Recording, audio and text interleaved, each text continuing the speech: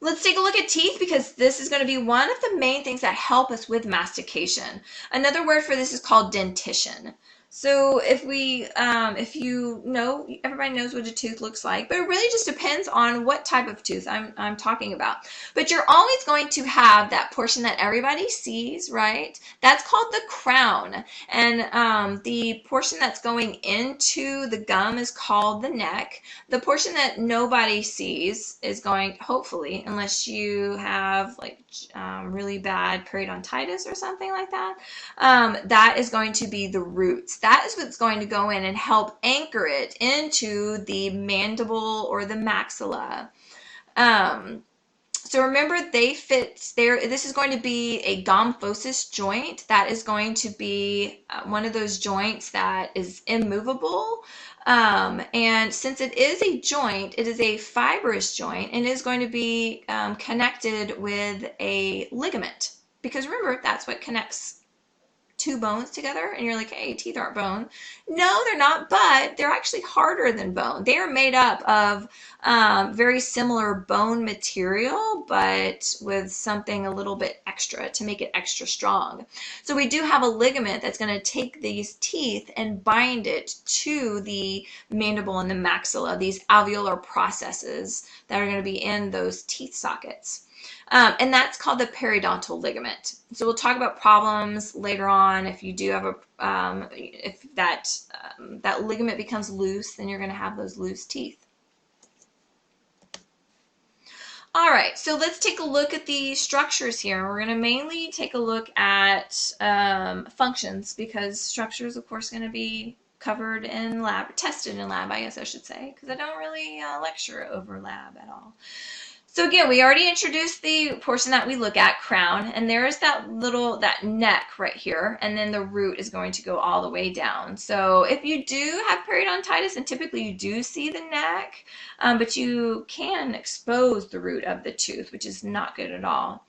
All right, so the enamel is going to be that white portion of the crown right here, what really everybody sees, that external surface.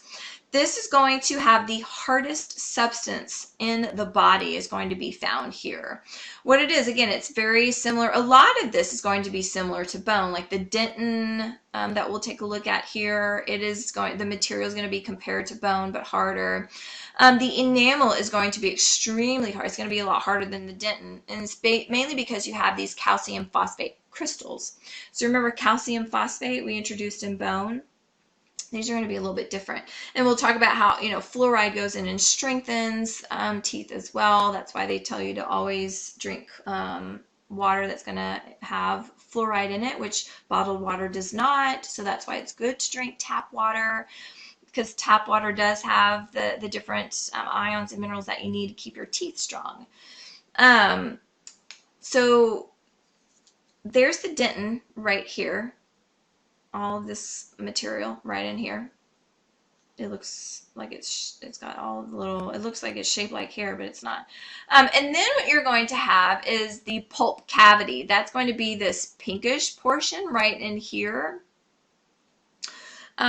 where you have all of your blood vessels in there. You're also going to have the nerve tissue. I just ruined that picture. I know, I'm sorry. But that is going to be your pulp cavity, that center of the tooth.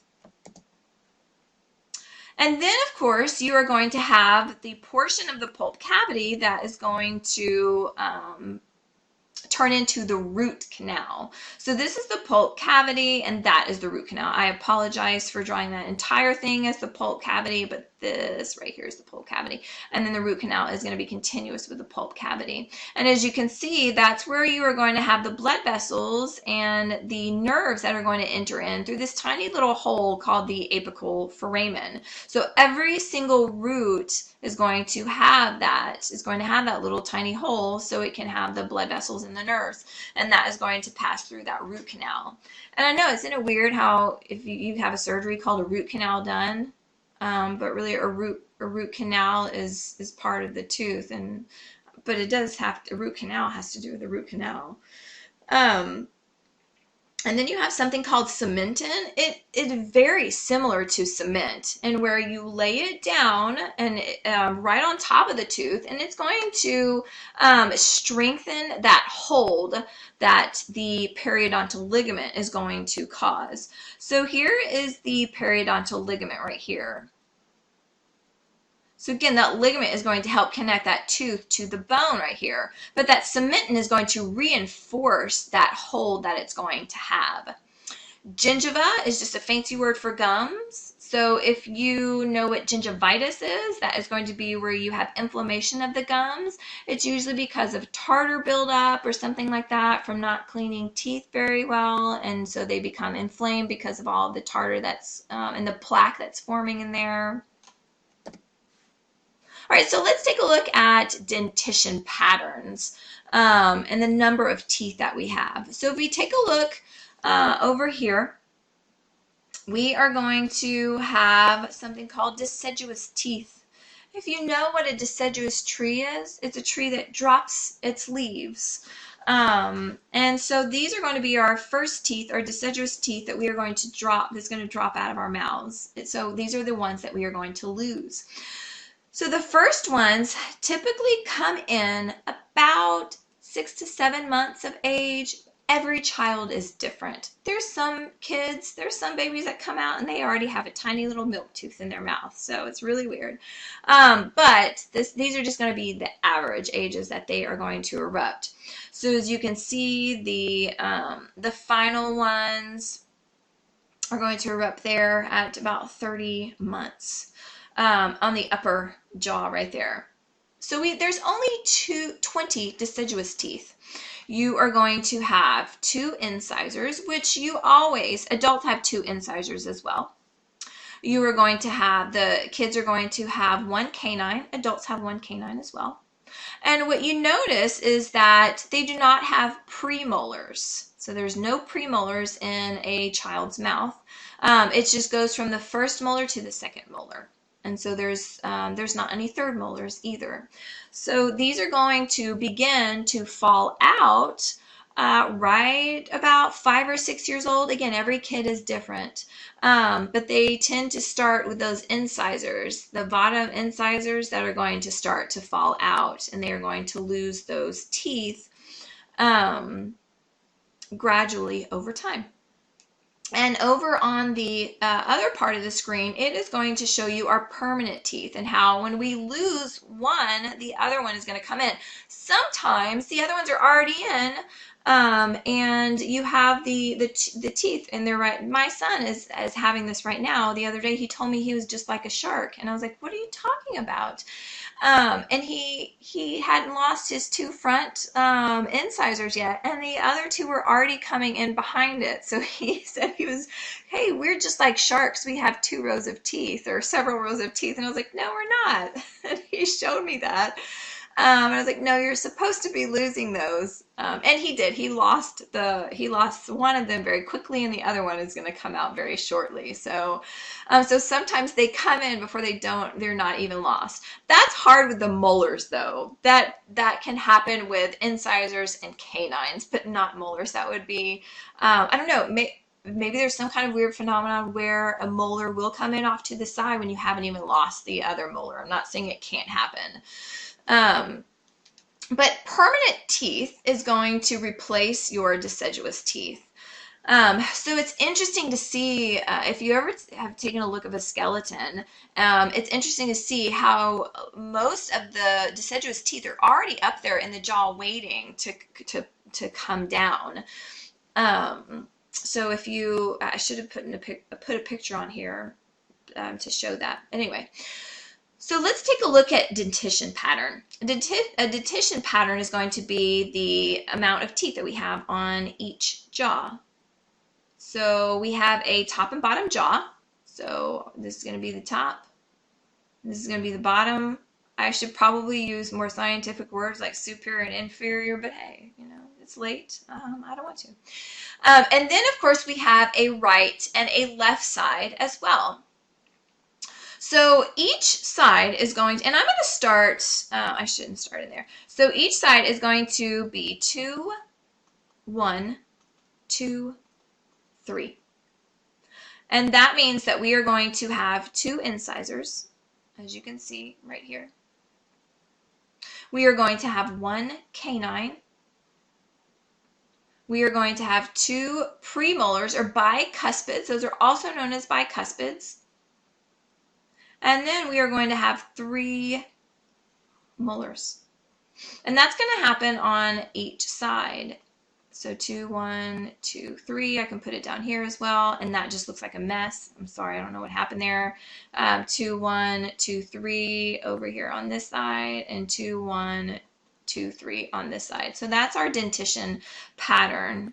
And that looks like a 13. And we do not have 13 molars, right? No, that'd be crazy. All right. So let's go through these teeth. Hey, there's a dentition pattern right there. I didn't even have to write it down. So that's a beautiful picture right there showing you. So this is taking our jaw, our teeth, and flattening it out. So this is just beautiful. I forgot I added this in there, and that's a reason why, because it's just a beautiful picture. But that's showing how the incisors, and what specifically we're looking at on these, we're going to look at the shape of the crown, because that is really going to give rise to function. If you remember that really important concept in 2401, how things are shaped a certain way because they give rise to their function. But another thing is that we'll mention the roots, but the main thing we'll take a look at is crowns. So let's first take a look at the incisors. Those are going to be the ones that are shaped sort of like a chisel, and they're really important for clipping and slicing food. Like if you're trying to bite off a little piece of a vegetable like a cucumber or a little carrot or something like that, then those are going to be the ones that you're going to use those for. The next ones are going to be canines. They are going to be more pointed. If you take a look at this canine, you see how it points a little bit right here. These are going to be responsible for shredding, puncturing, and tearing food. If you've ever noticed, carnivores are going to have really prominent canines, you know, those really long canines there.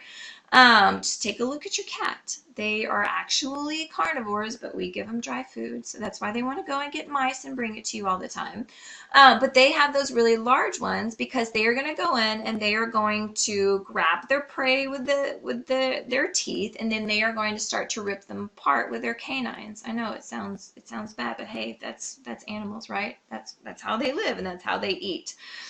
What we do is we use it for the same kind of function. I'm not saying that we're going to go and jump on our prey and start to shred it and rip it apart. But if you think about it, if you have a steak or a piece of chicken in front of you, and it's especially hard to, specifically with a steak, it's especially hard to cut or something like that. You just pick it up and you just rip it with your teeth, right?